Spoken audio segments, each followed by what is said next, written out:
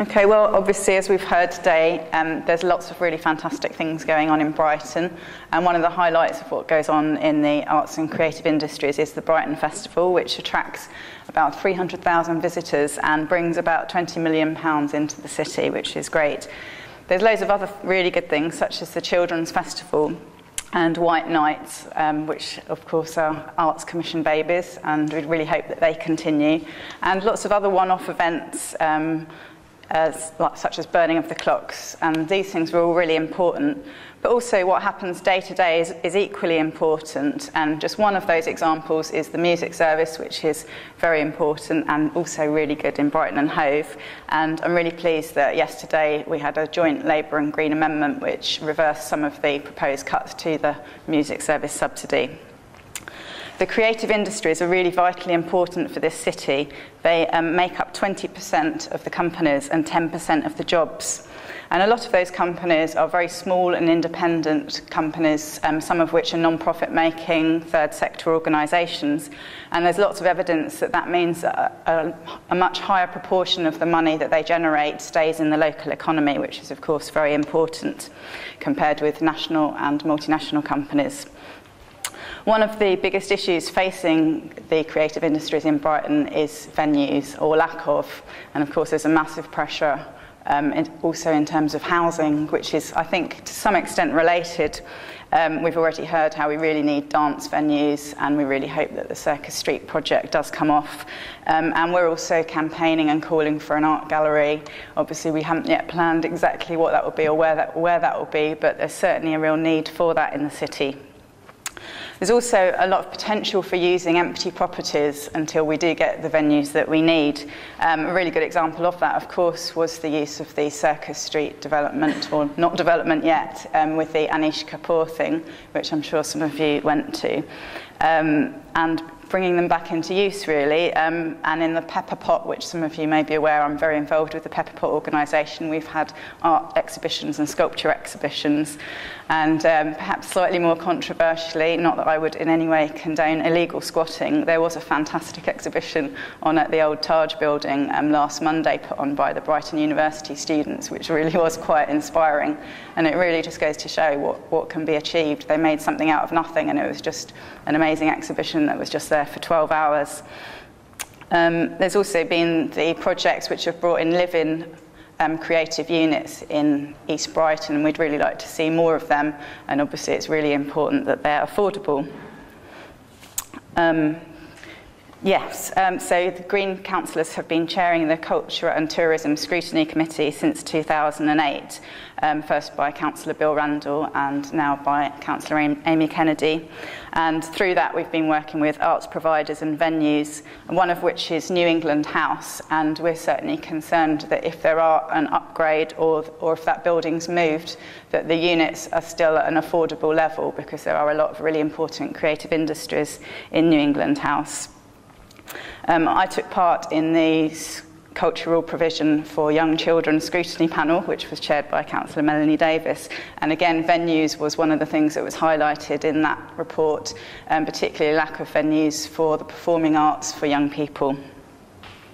Needless to say, it's really important to us to protect existing cultural services and venues, including libraries and museums, and we'll do absolutely everything we can to avoid any cuts to those services. Of course, as we've heard, there are real concerns that there will be cuts locally, with another £30 million to save year on year. And, you know, there's just concerns what the impact that will have on the arts, which are really important to the economy.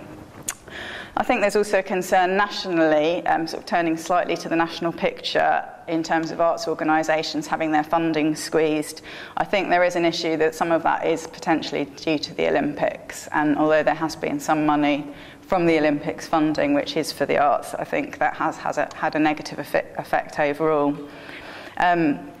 And also I think it's really important to work with artists, because a lot of individual artists have to market themselves, and obviously that's not their area of expertise. And I think it's a very difficult one, this is, but I think it's important to make sure that where they can apply for funding, that the help is given, because I think there is a sense, certainly amongst artists that I speak to, that it can be a tick-boxing exercise and the money doesn't always go to the best provider of the actual art. but that's a bit of a complicated one to address, but I think it does need addressing. Just wanted to highlight some of the work we've done in our own wards. So Councillor Bill Randall, who chairs the Queen's Park Craven Vale Community Forum, he's worked to set up the building called The Haven in the Craven Vale area, and they've put on photographic and film projects and had choirs come in and embroidery projects. And in my own ward in Queen's Park, we've been working with the Friends of Tana Park, where we made the controversial decision to get rid of the tolerated graffiti site there. We thought it was really important to make sure that was still replaced with something creative. So we had a mosaic project there, and we've got plans to do a sculpture trail in the park, which could be very exciting.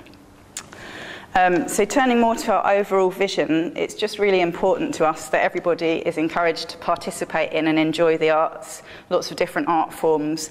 There's loads of evidence that this enhances people's quality of life, and for young people that it improves the educational experience and also their personal development, because it really aids self-expression, which can be a really significant factor, particularly in children with problems. There's loads of evidence of projects where young people's lives have been really turned around by art projects, and so it's really important to protect that. And I also really agree with what David Murray was saying earlier about the accessibility, and I think that's really important. We do pretty well in Brighton and Hove compared to other authorities, but of course there's definitely room for improvement, both for young people and for adults.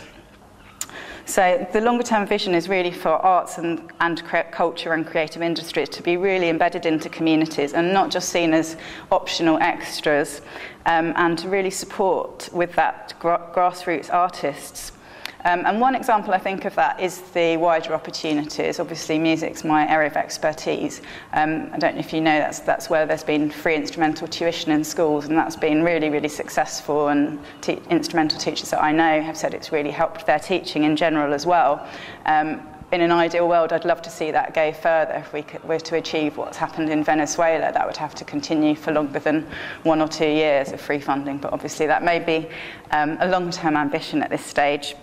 And I just wanted to finish by saying that creative thinking is really important, because we're going to be facing a lot of both environmental and economic challenges over the next few decades.